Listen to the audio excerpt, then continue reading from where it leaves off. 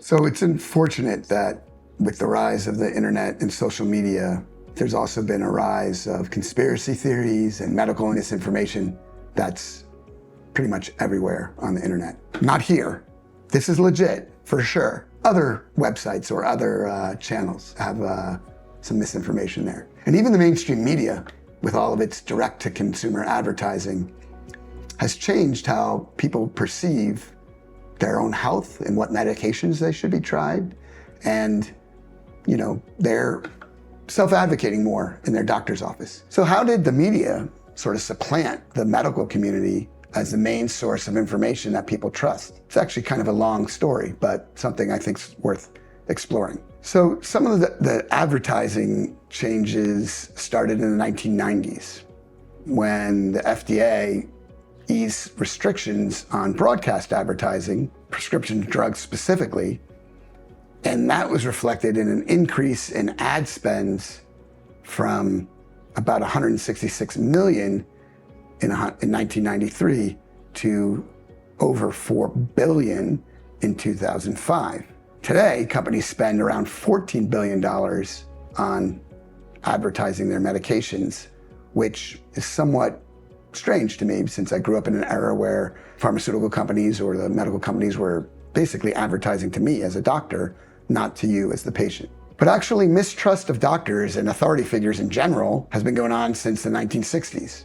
And if you think about the late 60s or the Vietnam era, lots of people had lots of questions about America's leaders, and that included America's leaders in medicine. And in 1990, only about a quarter of people out there had confidence in America's leaders in medicine. Consumers wanted to get more information themselves and started making medical decisions more independently. If you look at this graph, I think it's really interesting actually, because back in 2013 is when advertisers basically realized that TV was no longer the medium where consumers were getting most of their information. And consumers started to move towards the internet and social media. If you look at the graph to the right, you can see that the advertisers realized that while 20% of people were getting their information from their mobile phones, they were only spending 4% of their ad dollars for that market. So then things changed drastically. So if you search online, you can find good information, but there's also a lot of bad information out there. And that's true for every disease, not just obesity. But obesity, as you can imagine, has dominated social media in the last few years. In fact, back in 2022, one study showed that posts tagged with hashtag Ozempic have been viewed almost 250 million times on TikTok. And that may have actually led or helped lead to the drug shortages for that particular pharmaceutical that we saw in 2022 and 2023 and 2024.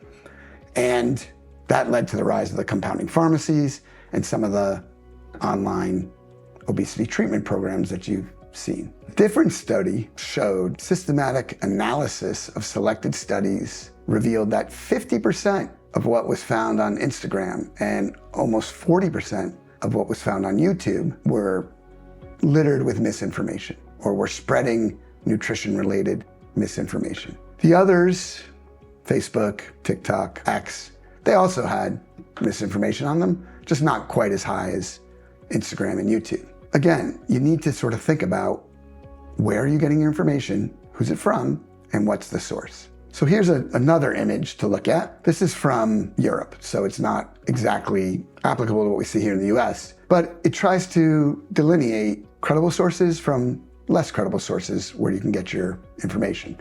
Now, the first image says government website, and prior to this current administration, I would have wholeheartedly agreed with that. During this current administration, I think you have to take some of the government websites with a grain of salt, but that's a topic for a different episode. But obviously, most universities and hospital systems have their websites that can give you credible information, and you just need to do a little bit of digging into what the source actually is.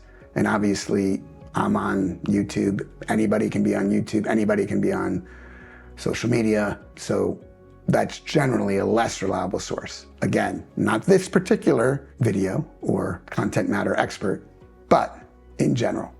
So it's actually one of the reasons I started this sort of social media campaign, is to try to spread accurate and unbiased information about the disease of obesity. And it's coming from someone who's spent their entire career studying it. I think you can trust me. I hope you can trust me. I hope you like what you're hearing.